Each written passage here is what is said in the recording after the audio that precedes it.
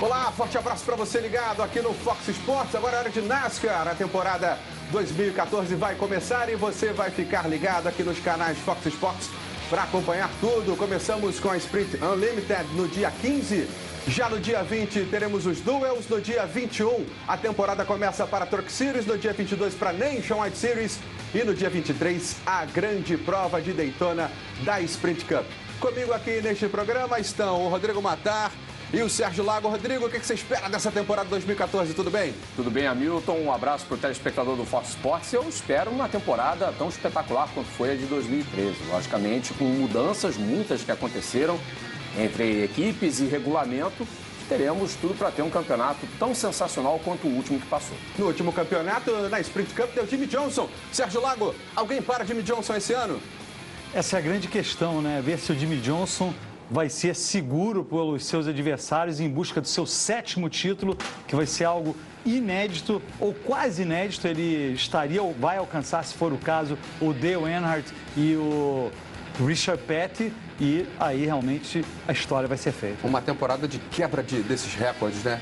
É o que a gente pode ver nessa temporada de 2014, né? Sim, podemos ver também uma situação de alguém, como aconteceu em 2012, como aconteceu em 2011, campeonato sendo disputado com outros pilotos também, outros pilotos sendo campeões, e a NASCAR vai fazer de tudo para que seja algo bem disputado até o final. Esse ano teremos a participação dos brasileiros, mais uma vez, já a gente vai desenvolver esse assunto.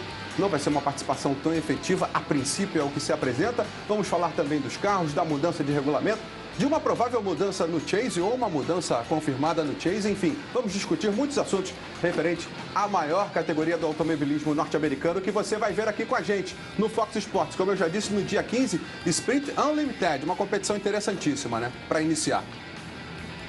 Acho que realmente é uma prova comemorativa, né? São duas provas na Sprint Cup no ano que não valem pontos. Essa é uma das provas, é a prova, digamos assim, para esquentar os motores, para esquentar os pilotos. Nem todos os pilotos participam. O formato da corrida está sendo escolhido pelo público no site oficial da NASCAR para o público, que é o nascar.com. Você pode escolher lá o formato da corrida, como que será o grid de largada e também como os carros vão se alinhar para a última parte da corrida, qual vai ser o critério usado. É uma prova basicamente para os pilotos serem apresentados, para a gente começar a pensar em 2014. Este ano teremos algumas novidades, vamos começar a falar sobre elas agora. Primeiro, os carros. Os pilotos começam aí a apresentar os carros para a temporada, né? Alguns pilotos já apresentaram novas pinturas, novos carros, não é isso, Matar? Ficou bem interessante essa mudança para a temporada 2014, alguns pilotos com equipes novas, especialmente a equipe do Tony Stewart, eu acho que é a que vai atrair mais atenção, e uma volta muito contestada, muito aguardada, que é do carro número 3, um número icônico na NASCAR por conta do Dale Earnhardt Sr. e agora voltando com o Austin Dillon. Já temos aí alguns carros sendo apresentados. Estes carros, essas imagens são do treino que teve em Daytona no começo de janeiro, os carros na pista, já os carros novos. Então, acho que a grande mudança em termos de competitividade, a NASCAR, a partir da metade do ano passado, fez um grande desenvolvimento no pacote aerodinâmico dos carros na Sprint Cup, com o objetivo de aumentar a competitividade, principalmente nos ovais de 1,5 milha, que é a distância, né, típica da NASCAR, 1,5 milha, para que aumente esta disputa entre os pilotos na pista. Eles estavam bastante preocupados com a ausência de disputas, né, com uma certa monotonia nas corridas, mas acho que isso vai ser bem difícil de acontecer pelo trabalho que tem sido feito, né? E que fique claro, esse é um desenvolvimento a mais do carro, o Gen 6, como eles chamam, geração 6, que é um carro que veio depois do COT, do carro do amanhã, no inglês seria Car of Tomorrow, né? Então, são pequenas mudanças que a NASCAR vai ajustando. O geração 6 estreou no ano passado e agora a NASCAR ajustando esse carro para que ele fique melhor ainda. Os modelos não mudam, né? São os mesmos modelos do ano passado, né? Exato. Permanecem sendo o Chevrolet SS, o Ford Fusion e o Toyota Camry. Continuam sendo 3 marcas apenas na Sprint Cup. Que fique claro, são os carros desde o ano passado, esse geração 6, uma das grandes mudanças em relação ao COT, o carro do amanhã, é que os carros são bem parecidos com os carros que são vendidos nas ruas, ou muito mais do que antes. Antes os carros eram basicamente homogêneos, mudava apenas o logotipo ali na frente. Agora não, eles têm à frente a cara do Chevrolet SS, o Ford Fusion e também o Toyota Camry. A grande finalidade de mostrar esse carro no final de semana é aquela famosa ligação que a NASCAR faz com o esportivo com o comercial. Está na pista no final de semana e, consequentemente, está na loja na segunda-feira para que o amante da velocidade, para quem gosta de bom carro, vá lá e compre. É uma frase lapidar. Vença no domingo, venda na segunda. É verdade, bem lembrado. Vença no domingo, venda na segunda. Essa é a filosofia da categoria, né? E isso vem dos anos 50, quando os carros da NASCAR eram realmente carros que estavam nas ruas. Eram carros, inclusive, teve uma prova logo no começo da NASCAR que alguns pilotos, 2 pilotos, eles fizeram o treino de classificação e para mostrar que eram carros de rua que estavam sendo utilizados, pediram a 2 fãs, convenceram 2 fãs, cada um deles um fã, que estavam assistindo a prova para que emprestassem os seus carros e eles competiram no carro dos fãs.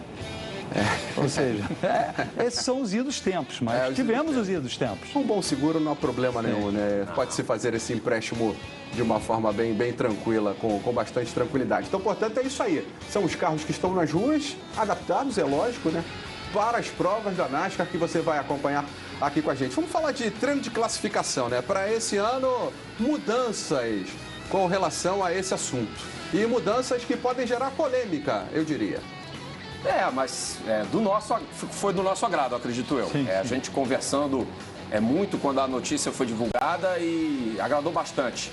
É uma mudança que aproxima a NASCAR de outras categorias e torna o treino de classificação mais atrativo para o público e também para a mídia. Vamos fazer um paralelo. Então, o modelo atual, o modelo do ano passado, como é que era, Sérgio?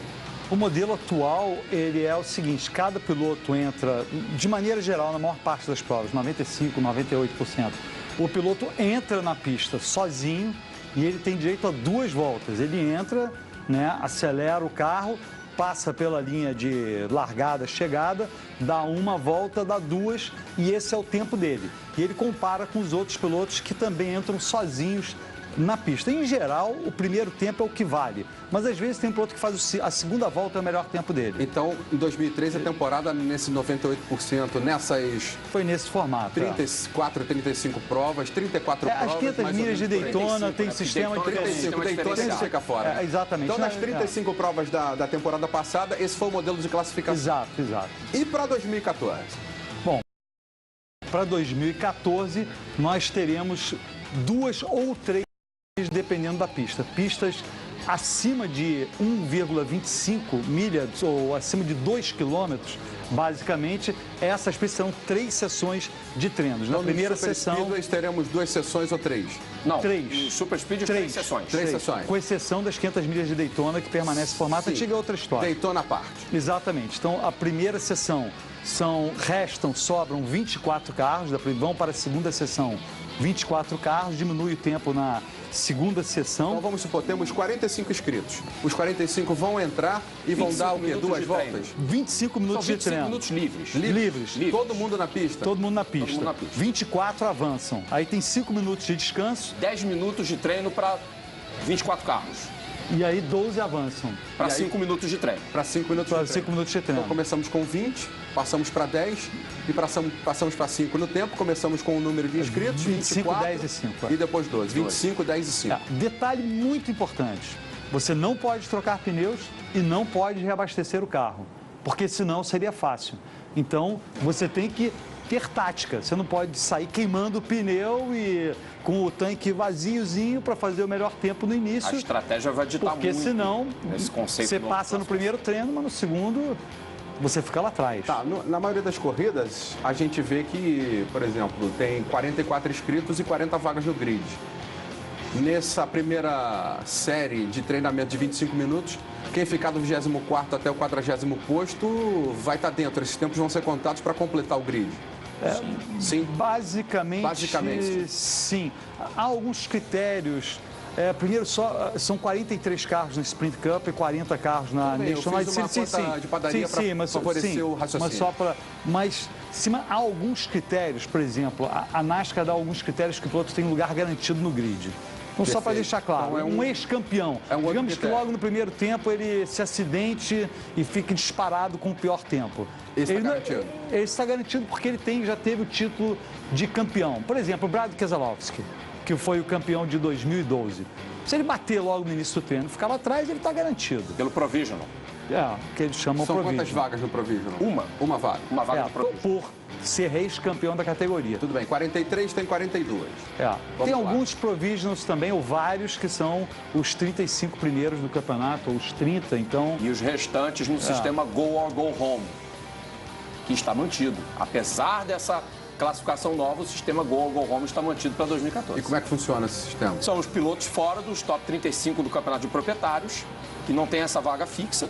Exato. E aí eles tentam se classificar por tempo. Esses automaticamente vão ter que entrar por tempo. Muito bem, você está aqui com a gente nos canais Fox Sports com uma prévia da NASCAR 2014. Estamos discutindo o regulamento, a mudança na forma de classificação para as provas. Eu confesso que fica mais difícil para o piloto, mais difícil para a equipe. Como falou o Sérgio, tem que ter estratégia, né? E Melhor mais assim, atraente também. Melhor assim. Fica mais desafiador para todo mundo. E a gente ainda não citou que nos circuitos menores de 1,25 milhas, são só 2 rounds e só avançam 12 para o segundo. Torna as coisas muito mais interessantes. Mas e aquele cara que fica na pista devagar, ele não pode atrapalhar A NASCAR vai estar de olho. Ela vai estar de olho nisso. Sim, é uma grande questão. A NASCAR vai estar de olho nesse cara. E vai ser punido. A NASCAR, ano passado, eu acho que depois da prova de Richmond, antes do Chase, ela mostrou a NASCAR tem pulso firme. Lembrando que é uma empresa particular. Sim. É uma empresa, é um empreendimento uma liga particular. É uma liga, mas é particular. Tem um dono. Então, o que o dono decide não tem tribunal para cá, tribunal para lá, sem entrar, e é por aí, sem entrar. Então, o que está decidido, se é punido Você pode reclamar, foi injusto, mas você é punido e acabou. Ela não segue as normas da FIA, não. Federação Internacional do Automobilismo. É uma empresa à parte, é uma empresa privada que promove um campeonato esportivo, um campeonato de automobilismo. Exato. Uma definição bem rasteira, bem simples. E é isso aí, para se entender como é que funciona a NASCAR. E ela toma as próprias decisões, doa quem doer. Inclusive tomou uma já, né, que de certa forma guarda um pouco de polêmica, que remete ao episódio de Richmond que o Sérgio Lago acabou de falar, que o Ty Norris, um dos principais executivos da Michael Waltrip Racing, foi perdoado. Ele que tinha sido suspenso por tempo indeterminado foi perdoado pela NASCAR. E só rapidamente, para quem não sabe o que aconteceu, no ano passado em Richmond, na última prova antes do Chase da fase decisiva, houve basicamente uma situação de manipulação de resultados. Aquela manipulação que você não pode provar nada, né? O piloto derrapa sem querer, mas de propósito, enfim. E a NASCAR determinou que foi de propósito, foi uma decisão e puniu várias equipes e puniu o Ty Norris, que o Matar mencionou. Para a gente fechar esse assunto de treino de classificação, primeira parte do treino, 25 minutos, todo mundo na pista, passam 24 carros para a segunda parte, que tem 10 minutos, e passam 12 carros para a terceira parte, que tem 5 minutos para se definir as posições de largada. Nas pistas Isso nas pistas acima de 1,25. Nas outras são 2 sessões. Nas outras 2 sessões. Uma de meia hora e outra de 10 minutos. Uma de meia hora e outra de 10 minutos. Assim vai funcionar o treino de classificação da NASCAR para essa temporada de 2014. Assino com vocês um regulamento muito mais inteligente, com muito mais disputa, tornando os dias de classificação dias atrativos também para o público. Com certeza. Para gerar mais fluxo nos circuitos. Isso foi inteligente. Mudar o show, fazer com que o show comece 2, 3 dias antes. Uma forma bem inteligente de fazer com que isso aconteça. Já é uma categoria muito popular, né? Já tem um atrativo popular, é a categoria mais identificada com o público no mundo inteiro. A relação público-categoria é a melhor que existe no planeta, né? Não tem outra categoria que tenha igual. E tem algo muito importante que eu queria adicionar em termos de mudança de regulamento, que ainda não foi mudado, pelo menos no momento em que a gente está gravando este programa, é algo que ainda pode acontecer, é a questão dos playoffs, do Chase, né? Que são as 10 últimas provas decisivas. A NASCAR está estudando seriamente a adoção de sistema de mata-mata. Ou seja, iriam 16 pilotos para a fase decisiva, contra normalmente 12 nos últimos anos, ano passado 13, mas foi uma exceção, iriam 16, depois de 3 provas do Chase, 4 seriam eliminados, sobrariam 12, depois de 6 provas mais 4, sobrariam 8. Depois de 9 provas, mais 4 eliminados, sobrariam 4. E na última prova da temporada, 4 pilotos na pista com os outros. Quem chegar na frente é o campeão. Tchau. E como é que funcionaria a pontuação, Sérgio? Essa pontuação seguiria acumulada ou seria zerada a cada 4 provas? Isso ainda não há nada esclarecido ainda. Sim, mas pelo que se diz, na última prova seria zerada. Ou talvez algum piloto levasse uma pequena vantagem, tivesse um bônusinho por uma coisa ou outra. Não você sei. Concorda comigo que se você elimina nessa primeira parte de 4 provas um dos concorrentes, ele ganha várias provas daí para frente, ele vai acumulando pontos que ele pode até chegar na frente dos 4 que estão lá. Se ele for eliminado, o mundo é assim, Hamilton. O mundo é injusto. Não, eu sei, é injusto, mas estou querendo dizer que em termos de pontuação, ele não fica entre os 4 na primeira parte. E nas outras 8 provas ele ganha 5. Ele vai ter muito mais pontuação do que os outros. Depende, porque se a regra for mudada a cada prova, aí não tem como. A regra deve ser mudada a cada conjunto de 4 provas, né? Porque esse novo Chase tenha uma pontuação que realmente garanta que o campeão vai ter mais pontos. Eu acho o seguinte, a NASCAR não vai tomar uma decisão sem pensar muito no assunto. Eu acho que é uma decisão que vai sendo pensada e estudada. E ela tem que tomar essa decisão até com alguma rapidez, porque isso tem que ser anunciado antes do campeonato começar. Então, dias antes, a gente deve ter uma decisão. Se vai ser mantido o atual formato com 12 pilotos ou se vai se partir para esse, entrando 16 pilotos e fazendo playoffs dentro do próprio playoff até a final. E se a decisão for não, pelo menos a gente sabe que há esse estudo, né? A gente sabe que a NASCAR está sempre pensando em tornar a categoria mais atrativa. Porque hoje no Chase, quando os pilotos são selecionados, eles ganham um adicional de pontos para ficar bem distantes de quem está do 13º posto em diante, vão para o patamar de 2.000 e ninguém dali de baixo pode alcançar. Então, acho que a cada conjunto de 4 provas, você tem que adicionar pontos naqueles 4 que ficam, primeiro nos 8, depois nos outros 4, para poder... Talvez uma espécie de bônus será criada, vai saber. Dizem as línguas... Boas ou mais? Não sei, depende. Depende de cada um. Dizem as más línguas, dizem as boas línguas. Que esta é a regra Jimmie Johnson, que é para atrapalhar a vida do Jimmie Johnson, para que ele não se torne 7 vezes campeão, ou pelo menos para que seja muito mais difícil para ele, para que ele não chegue no final já, 7 vezes campeão. Jimmie Johnson vai ser assunto aqui, a gente vai falar já. Quem vai bater Jimmie Johnson? Será, hein?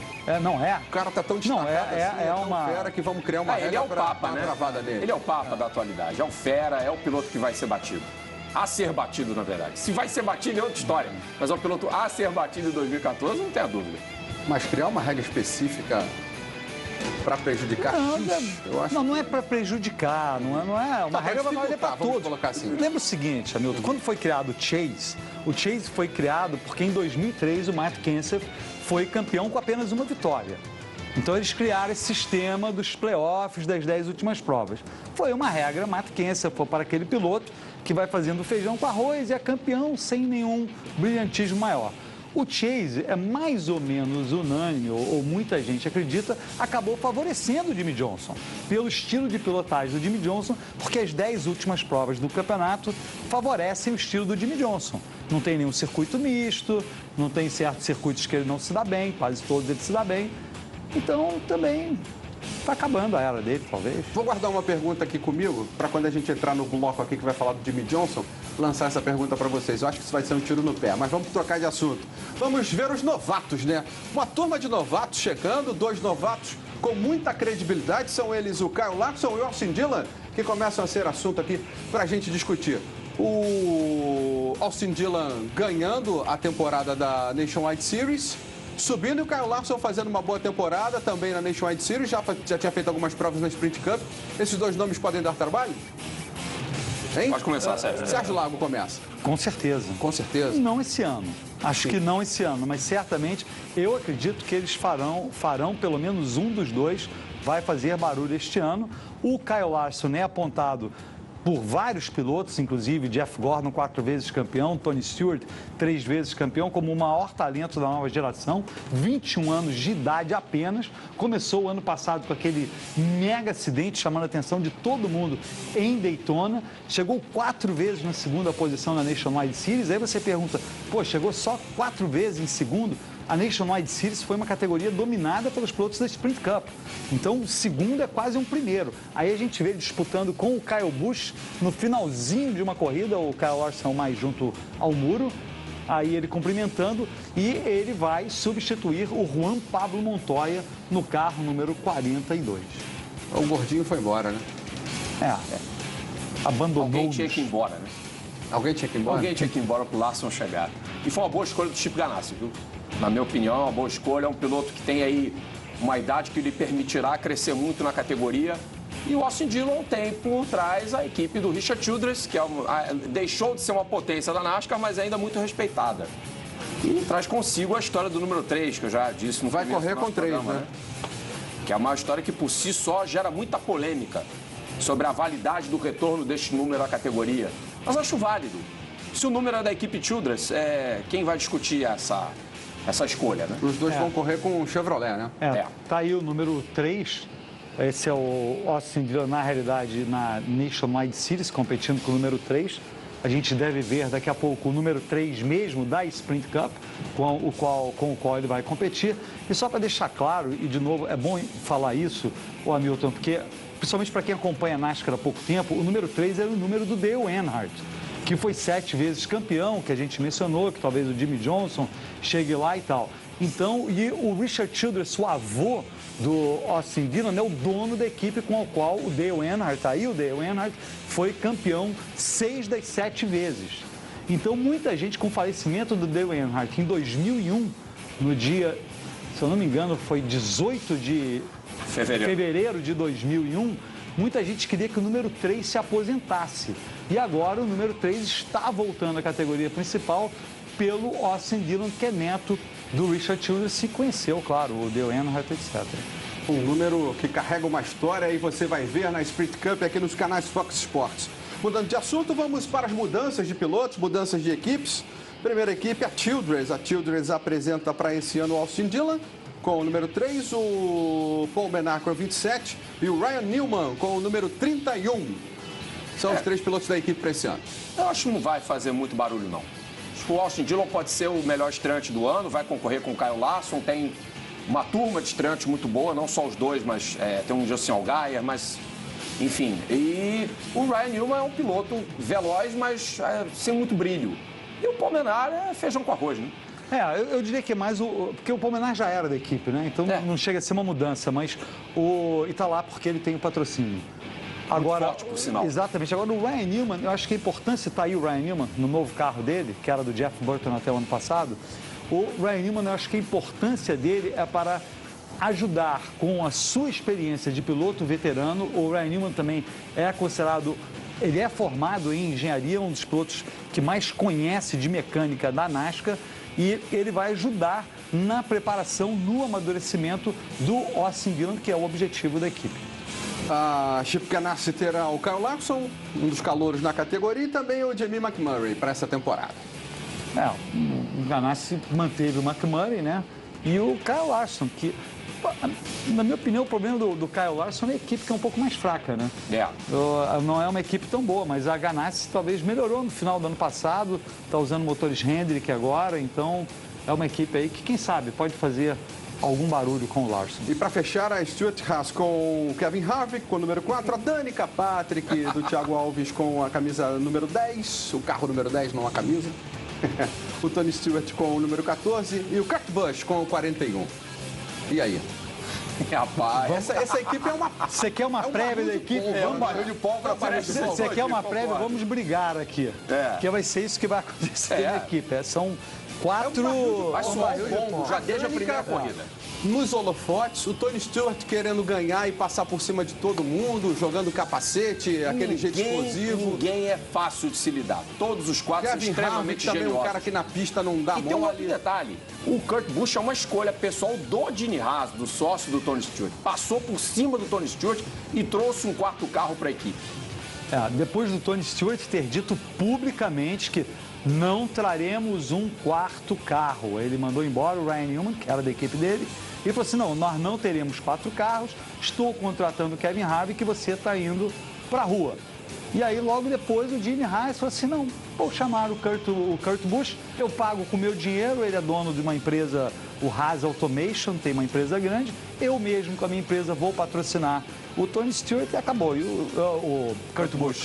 E o Tony Stewart teve que engolir. A gente está revendo aí ao fundo, aqui no nosso telão, o acidente do Tony Stewart, né? Que ele fraturou a perna e ficou fora da temporada aí por uma quantidade muito boa de provas, não lembro. Ele ficou o Chase inteiro fora. Chase inteiro fora. Até de antes. E ele nem está participando. E ele não está participando dos treinos de Daytona. O Mark Martin está no lugar dele. Esse é o Mark Martin, que está treinando com o carro do Tony Stewart, com as novas modificações. E o Tony Stewart só deve pegar o carro para os treinos das 500 milhas de Daytona. Falar um pouquinho do Dale Jr. Dale Jr. que esse ano vai ter pela última vez o chefe de equipe atual, né? Para o ano que vem teremos uma mudança, o que pode ocasionar isso aí na carreira do piloto mais popular da NASCAR.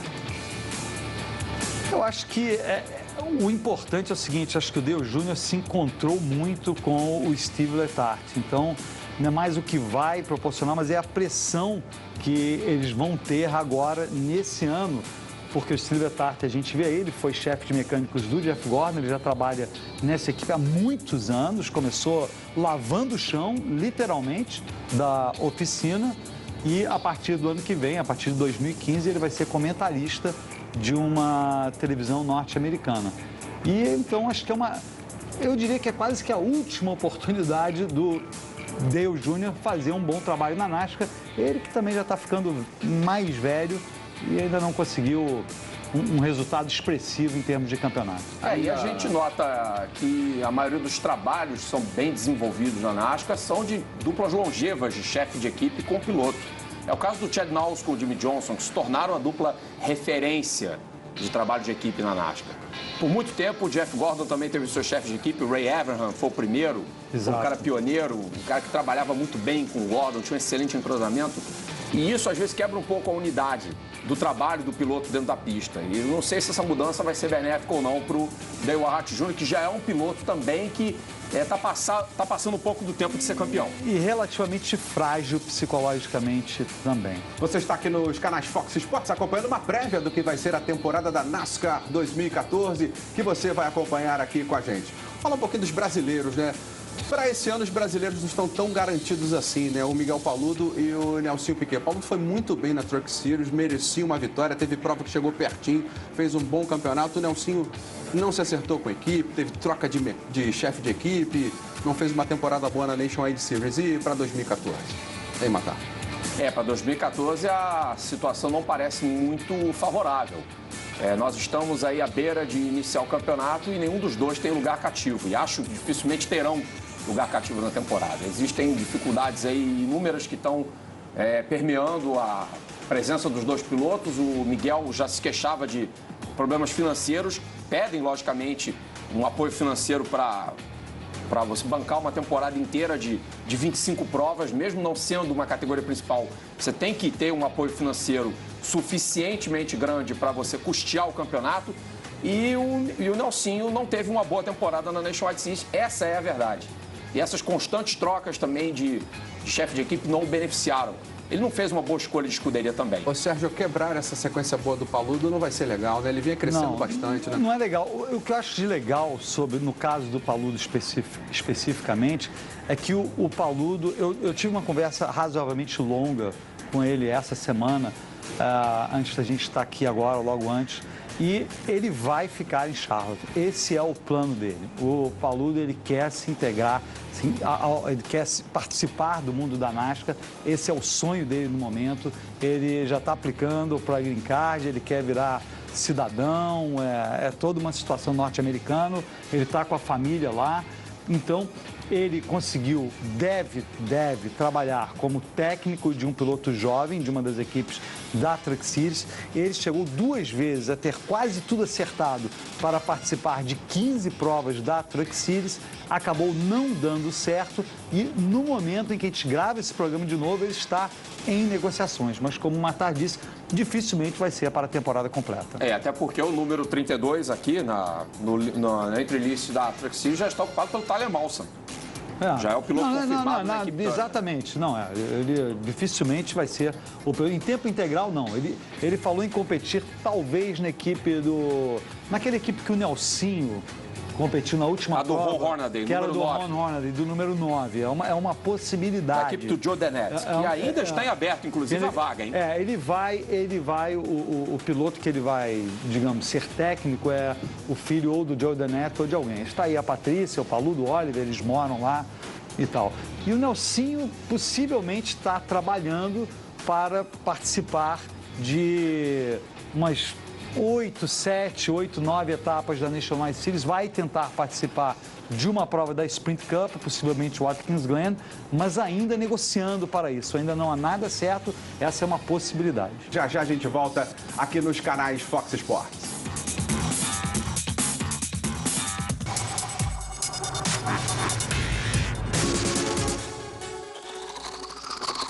Você está aqui nos canais Fox Sports acompanhando um programa especial com a prévia da NASCAR 2014. Dia 15 começa a temporada e você vai acompanhar tudo com a gente nos canais Fox Sports. Estou com o Rodrigo Matar, Sérgio Lago. Já falamos sobre o regulamento do campeonato, os carros, sobre as provas, a abertura da temporada é Daytona e esse é o assunto agora, Daytona 500, prova que a gente vai transmitir aqui nos canais Fox Sports. Com a temporada começando, Daytona não entra nesse novo regime de tomada de classificação, não é isso? Daytona tem uma classificação toda à parte. Daytona classificação já há muitos e muitos anos, é uma classificação diferente. No domingo, antes da prova, feito um treino de classificação à moda antiga agora, né? Que é um piloto entra de cada vez e é determinada a primeira fila, o primeiro e o segundo colocados neste treino garantem a pole position, a posição ao lado do pole position. Ano passado foi a Tânica, né? Quem largou na pole ficou uma semana com uma mídia espontânea sensacional, lembram disso? Exatamente. Foi o highlight da temporada dela. De brilho dela, porque ela ainda conseguiu terminar em 8º lugar ao fim da corrida. Tirando isso, não fez mais nada de excepcional. Exatamente. Daytona tem uma apresentação toda especial, né? O público vem para a beira da pista em grande número, nas outras provas também isso acontece, mas tem aquela super passarela, todos eles entram, passam, é sensacional. Olha a imagem. Essa é uma característica da NASCAR, né? A NASCAR normalmente ela abre a pista para o público antes do evento. Então, muita gente entra dentro da pista, participa das cerimônias, vê os pilotos, etc. E aí, meia horinha antes, todo mundo sai todo mundo civilizadamente, não tem problema nenhum. Para essa primeira prova, vamos ver, né, se as grandes estrelas, se os medalhões vão começar dando as cartas na mesa, né? Será? Com essas trocas de equipe, talvez possa pintar alguma surpresa, dá para dizer assim? Surpresa sempre tem, né? Surpresa sempre tem. Daytona nos reserva, às vezes, algumas surpresas, como a vitória do Trevor Bayne, que ocorreu alguns anos atrás. Foi uma das maiores zebras da história. Mas, sei lá, vamos ver. As equipes especialistas em circuito com placa restritora certamente vão dar as cartas nessa prova. Eu acho que Daytona, a história de Daytona é Daytona, não são os pilotos, claro. A história de Daytona é feita também por vários grandes pilotos, mas é a corrida em si, é a aura que está por trás da corrida, uma prova que começou no começo, antes mesmo da NASCAR, nas areias de Daytona, metade da pista na areia, metade da pista na estrada paralela, na rua paralela à areia da praia.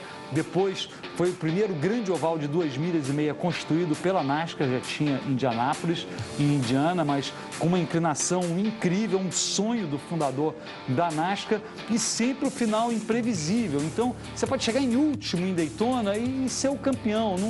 Na verdade, não vai afetar, mas é a prova em si, é sempre uma prova espetacular, com muita tática e onde podem acontecer as surpresas. Para mim, a melhor coisa, Matar, seria vitória do número 3. Por que não? Olha, porque seria legal, espetacular, né? porque né? o Dale Earnhardt perdeu a vida em Daytona e ele foi uma vez só vencedor em Daytona. Seria emblemático demais, né, para a história da categoria. Né? Quem sabe, né? Cravem aí, escrevam, guardem. Seria só legal, mas qualquer resultado vai ser bom. Esportivamente seria fantástico. Exato. Vamos olhar outras pistas, né? Tem outras pistas que carregam também outros significados especiais. A NASCAR não é só Daytona, apesar de Daytona ser a prova principal, posso dizer assim? Acho que sim, né? As 500 de Daytona. 500 de Daytona. Tem 400 em julho. É a prova principal, mas outras pistas, outras provas, como Talladega, como Eldora, também são provas fantásticas, provas que atraem bastante a atenção do público nessa temporada. Eldora mantida no circuito de terra, na Truck Series, Uma prova diferente, né? Ah, um grande barato, Eldora, uma pista diferenciada porque coberta com terra, os pilotos usam um pneu especial, só a Truck corre lá, é o oval de propriedade do Tony Stewart. E essa pista de Eldora é uma das únicas, junto com Indianápolis, que não vai ter o formato de classificação de Q1, Q2, Q3. Né? Porque Eldora será definido o grid por baterias eliminatórias e por uma repescagem, porque não cabe todos os trucks na pista. Mas será uma corrida tremendamente espetacular. Os especialistas de terra vão comparecer e vão dar uma aula, vão dar um show. Né? Lembrando que as origens da NASCAR, a origem da NASCAR a Gênesis foi em pistas de terra como Eldora. Agora, tem várias outras pistas, Milton. Tem Talladega, que é outra super speedway como Daytona. Tem Bristol, que lembra o Coliseu de Roma. A Milha Monstro de Dover. A Milha Monstro de Dover, uma pista de concreto. Tem muita pista boa. Tem circuitos mistos na Sprint Cup Watkins Glen e Infineon, na Califórnia. Watkins Glen, no estado de Nova York. E Elkhart Lake na Nationwide. Mosport da Truck. Além de Watkins Glen também na Nationwide. Watkins Glen também, bem lembrado. São 3 provas na Nationwide. Aí a Martinsville, a pista mais curta do circuito, um pouco mais de 800 metros. Essa foi uma batalha incrível que aconteceu no ano retrasado, foi em 2012 aquela imagem ali, mas dá para ver como são as disputas em Martinsville. Não, e uma outra coisa que quem está chegando aqui acompanhando esse nosso programa pode achar que oval é tudo igual, que é uma ciência exata. Não é. Cada oval tem a sua característica. Pocono, por exemplo, tem mudança de marcha e tem frenagem. Quer dizer, nenhum oval se parece com o outro. Tem muita inclinação em Talladega, pouca inclinação em Martinsville e assim vai. E as disputas são acirradas do começo ao fim, qualquer uma das provas, como as imagens que a gente tem mostram aí para o público do Fox Sports. Aí é Charlotte, onde né, ficam as sedes da maior parte das equipes da NASCAR. Enfim, tem a corrida mais longa do campeonato. 600 milhas de Charlotte e é uma prova à noite. As duas provas em Charlotte da Sprint Cup são à noite. Essa Infineon, na Califórnia, uma pista mais técnica do que o Watkins Glen, mais travada, as velocidades não são tão altas. O Watkins Glen, por exemplo, é mais pé embaixo, então são circuitos mistos diferentes. Muito bem, você está aqui nos canais Fox Sports acompanhando uma prévia da temporada 2014 da NASCAR. Vamos falar agora dos pilotos, né? Vou fazer umas previsões aí para os pilotos. Eu começo com ele, o mais intempestivo, ame-o ou deixe, ou largue-o ou odeie-o. Caio Busch, o preferido de Sérgio Lago. Não, né? Também. Né? Eu gosto do estilo do Caio Busch. Mas como é que vai ser a temporada do Caio Busch? Vai faturar tudo na Truck Series quando correr, na Nationwide Series, se quiser, vai dar uma beliscada lá e ganhar algumas provas. Isso é secundário. E na Ele vencendo Cup vai tentar derrubar o Jimmy Johnson. É isso? Será? A grande questão do Caio Busch, se a gente tiver até ali o uniforme dele, ele ficou com fama de amarelão. Sim, porque em 2008 ele ganhou 8 etapas das 26 primeiras e entrou para o Chase como grande favorito. Nas 2 primeiras provas do Chase, ele desapareceu e ficou sem chance nenhuma de se tornar campeão. Ele vai muito bem nas 26 primeiras provas e não vai bem no final. Mas ano passado, Matar, o melhor chase dele. Foi o melhor chase dele. Ele mostrou uma grande evolução, um grande amadurecimento. Quem sabe esse é o ano do Kyle Busch, que muita gente considera talento por talento, ou pound por pound, peso por peso, o melhor piloto da NASCAR em termos de talento. E é um empreendedor nato, tem uma equipe fantástica, tem todo um aparato. Equipe já campeã na Truck Series, diga-se de passagem. É verdade. E um gerador, um movimentador da economia na categoria. E outra coisa, descobridor de talentos, hein? Porque ele trouxe para a equipe dele o Bubba Wallace e o Eric Jones, 2 feras da Truck Series, jovens pilotos, um negro e o mais jovem vencedor da história da NASCAR. O cara tem olho clínico. Eu acho que tirando o Jimmy Johnson, ele pode ser o segundo ou terceiro que tenha mais faturado na NASCAR no ano passado. Com certeza. Tirando o campeão, com a premiação de campeão, eu acho que ele foi um dos que mais faturaram aí pelas premiações acumuladas, até na Truck Series e nas outras categorias. Em todas as categorias, sim. Ele está a ponto de se tornar o piloto com o maior número de vitórias na NASCAR, considerando as 3 categorias, porque o Richard Petty teve 200 vitórias na categoria principal, isso ninguém vai alcançar. Muito difícil. Mas mudando de piloto, talvez chegue lá, em todas. É verdade. Mudando de piloto, Matt Kenseth é alvo do nosso comentário agora. É muito regular, né? Um piloto experiente, fez o seu melhor chase também, mas acho que, sei lá, perdeu a sua grande oportunidade de voltar a ser campeão.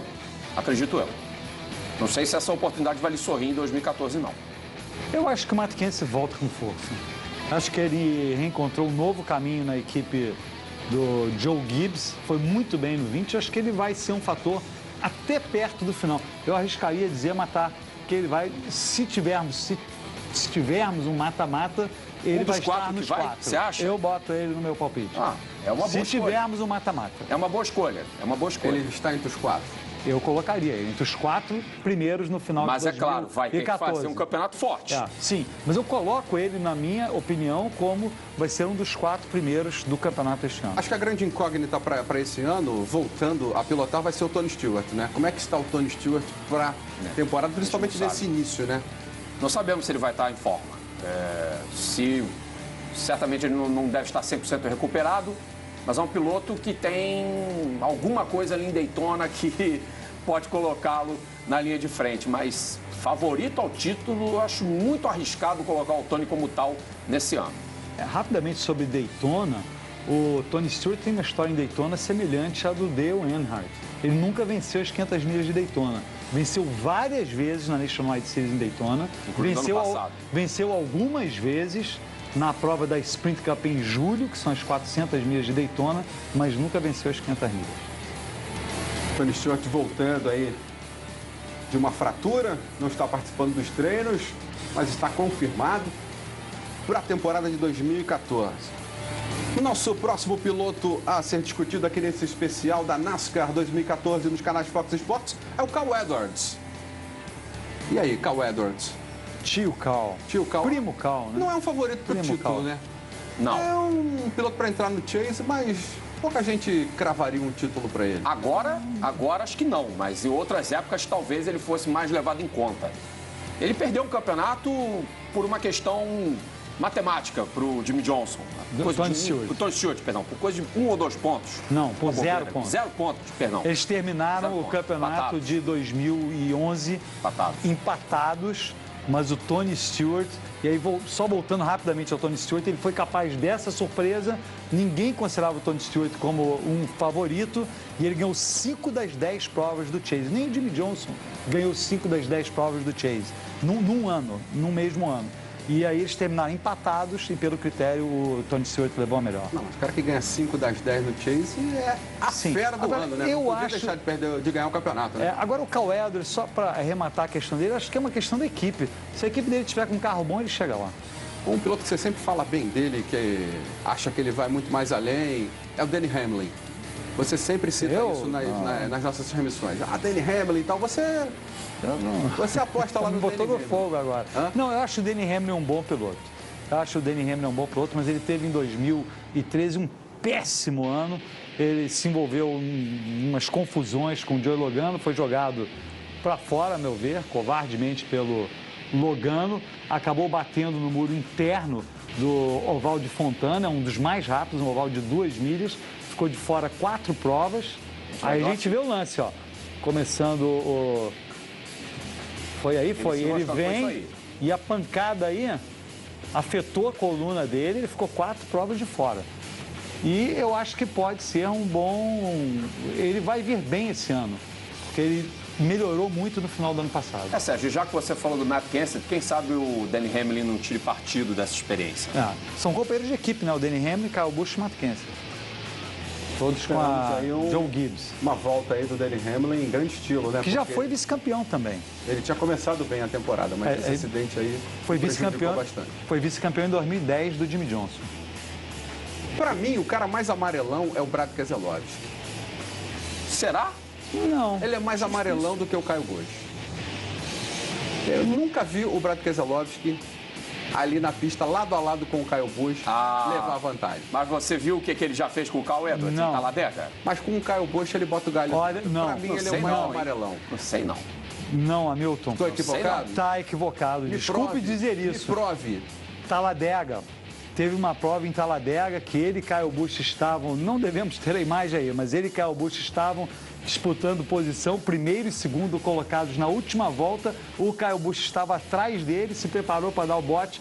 O Brad Keselowski fez um movimento diferente e ganhou. E ele foi o único piloto que peitou o Jimmie Johnson, porque o Denny Hamlin perdeu para o Jimmie Johnson na cabeça, psicologicamente, em 2010. O Jeff Gordon também perdeu psicologicamente para o Jimmie Johnson em 2007. No ano passado, o Matt Kenseth, mas em 2012, o Brad Keselowski peitou o Jimmie Johnson e, com a cabeça, venceu o Jimmie Johnson. Mas 2013... desapareceu. É porque ele foi um caso de campeão que não defendeu seu título. Ele não teve a chance de defender A equipe dele é menor também, em defesa do Brad Keselowski. Em defesa do Brad Keselowski, a equipe pensa que não é uma grande equipe na NASCAR. É uma boa equipe, mas não é uma equipe top. Só foi campeã depois de praticamente 4 décadas na categoria, que é um dado bastante importante. Através das mãos do Brad Keselowski. E o irmão do Kyle, Kurt Busch, nosso alvo de conversa aqui agora. Que esperar? Vocês riram por quê, hein? Porque ele é um piloto que a gente sabe que pode esperar absolutamente tudo. Pode esperar tudo. Ele deu trabalho em algumas provas. Deu, com a equipe Front Row, ele fez uma temporada acima do normal. Acima do normal. Foi um pilotaço em 2013. Ele é um pilotaço. Mas ele foi em 2013. Foi. Quando ele quer, ele é um pilotaço. O problema do Kurt Busch é a cabeça. Como de vários pilotos, o problema dele é aquele... Enfim, ele já brigou com a polícia em Phoenix, no último ano dele com a Roush, já xingou um repórter, já desacatou outro repórter. Enfim, ele briga com todo mundo. Então... o cara marrento. E essa foi a única equipe nos últimos anos em que ele não saiu sem ser mandado embora. A do 78 ali. 78, porque na Penske ele foi mandado embora e na Roush também. Então, podemos ter uma boa temporada dele. Podemos ter, não. Ele tem um talento. Ele foi o primeiro campeão do Chase em 2004, o campeonato brilhante do Kurt Busch. Kevin Harvick é o nosso próximo assunto. Vem crescendo, né? O Chase vem incomodando e na equipe do Tony Stewart tem possibilidade de fazer um grande ano. Vai sobrar espaço para ele nessa equipe, com tantas estrelas, você acha? Sempre sobra. Eu acho que, quer dizer, é questão dele se destacar, né? Porque, por exemplo, o Matt Kenseth, você se perguntaria no início do ano passado, vai ter espaço para ele com o Denny Hamlin e o Kyle Busch, e ele foi o piloto da equipe. Então, o Kevin Harvick pode encontrar o espaço. Ele foi terceiro lugar, né, no ano passado. Foi terceiro colocado há 2 anos, ou no ano retrasado. Enfim, ele já chegou em terceiro algumas vezes no campeonato. E eu acho que, agora, um detalhe, ele está chegando nas últimas oportunidades dele. Então, esse é o perigo. Ele está indo, vai meio para tudo ou nada. Acho que um piloto que já chegou nas últimas oportunidades, mas mostrou até um pouquinho de sobrevida no Chase, e o Jeff Gordon, né? E para essa temporada, será que as oportunidades acabaram para ele, Matar? Pois é, o Gordon é uma incógnita, porque mesmo com todo o seu cartel, todo o seu currículo extraordinário, 4 títulos, a gente parece que não vai vê-lo mais campeão. Parece.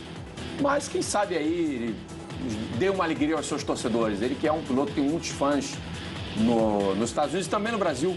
É um piloto muito querido pelos torcedores. Nas nossas transmissões, na participação do nosso telespectador no foxsports.com.br, sempre tem muita mensagem para o Jeff Gordon. Em relação ao Jeff Gordon, eu concordo 100% com o Matar. Eu acho que dificilmente ele vai se tornar campeão, mas ele é um piloto extremamente talentoso. E pilotos extremamente talentosos são capazes de nos causar surpresas. Não é impossível. Vamos ver, né, como será a temporada. Agora a gente vai falar do campeão. Vamos falar de Jimmie Johnson. E aí eu puxo lá da caixinha da memória a pergunta que eu ia fazer para vocês. Vocês falaram que o Chase favorece o estilo de direção do Jimmie Johnson. Não, quem falou foi... Eu falei. Em minha defesa, de quem falou foi Sérgio Lago. Então, o Sérgio Lago falou isso. Tudo bem, mantém. Se você troca a forma de disputa do Chase, você abre um leque aí de 12 corridas e cria 3 campeonatos diferentes dentro dessas 12 corridas, com as 4 primeiras, com as 8, com as 10 corridas. 3, 6, 9 e a última. Você cria esse leque aí, você cria 3 campeonatos ali dentro. Para o cara que está sempre de pé embaixo, que corre mais, que é mais veloz, que é mais arrojado, não é melhor você acirrar mais a disputa? Se você levasse a coisa no banho-maria, talvez você criasse uma zona de conforto para ele. Mas aí não, você está sempre dando uma injeção nele. Olha, você tem que ganhar para passar nos 4, você tem que ganhar para estar junto dos 4 na outra. Não vai favorecê-lo mais ainda? Acho que não. Porque na maior parte dos títulos do Jimmy Johnson, esse é o grande ponto de interrogação, na maior parte dos títulos do Jimmy Johnson, ele chegou na última prova, acho que em todos, em Homestead, com uma liderança confortável. Então ele chegou em Homestead e basicamente administrou a situação dele. O que levaria ele a não ter uma liderança confortável nesse formato? Não, porque quando chegar em Homestead, quatro pilotos terão chances iguais. Começam do zero, quem chegar na frente é campeão. E ele nunca venceu em Homestead. É uma das poucas, ou talvez a única pista em que ele não venceu. Acho que Kentucky ele também não venceu, mas de qualquer maneira, pouquíssimas pistas em que ele não venceu. Homestead é uma delas e são 4 pilotos. Se um piloto chegar na frente dele, se ele chegar em segundo e esse outro piloto chegar em primeiro, que está disputando com ele não é campeão. Entendi. E nas últimas provas, assim, pode chegar, Jimmy Johnson pode chegar em 13º, pode chegar em 15º. Ele vai ser obrigado a ser melhor do que ele tem sido. Exatamente na fase decisiva. E na última corrida, então, muito melhor do que o que normalmente ele é. Então vai criar um desafio para ele. Mas acho que ele é capaz de superá-lo. E cria pressão psicológica também. Porque, por exemplo, no caso de 2012, quando o Brad Keselowski foi campeão, o Jimmy Johnson aí, é minha opinião, ele amarelou. Ele amarelou na disputa com o Brad Keselowski. Mas foi talvez uma das únicas fraquezas dele, né? Sim, mas Porque você vê, é o piloto mais regular, o mais constante na disputa pelo título dos últimos 10 anos. Sim, mas ele mostrou que ele tem um ponto fraco. Ok. Se você pegar ele em determinado ponto, ele cai. Mas tem um ponto que eu fiquei impressionado com o Jimmy Johnson. A parte física. É um atleta, mas um atleta daquele que se prepara, extremado. E para guiar um carro desse 4 horas e meia, você tem que ter um físico privilegiado e o Johnson tem. O único cara que parece ser gordinho é o Tony Stewart, né? O Montoya era, mas o Montoya não tá mais. Mas o Montoya emagreceu para correr na Fórmula Indy, para poder caber no carro. Nada como um novo amor. Opa! Quem derruba Jimmy Johnson, pra gente fechar? Essa pergunta é difícil. Se fosse fácil... O regulamento. O regulamento. Kyle Busch. Vou apostar no Kyle Busch esse ano. O Kyle Busch é uma boa aposta, mas ainda acho que o regulamento, se for feito exatamente nesse tom aí, que pode pintar do Chase, pode derrubar o Jimmy Johnson. Aí eu fico com o Sérgio Lago nessa questão de que ele pode ser derrotado por ter fraquezas, não só psicológicas, como também em algumas pistas ele não ser tão competitivo. E aí ele pode perder o campeonato. Então você aposta para Kyle Busch campeão em 2014? Mesmo sabendo que eu tenho uma boa chance de cair no cavalo, chegar no final da temporada, mas eu vou apostar no Kyle Busch, vou levar fé no Buschinho. E você, Rodrigo? Jimmy Johnson é o grande favorito, mas não vou citar nomes por enquanto, não. Vamos deixar a temporada seguir o sabor do vento e aí a gente dá o nosso palpite. Vocês querem mesmo que eu dê um? Claro. Tá bom.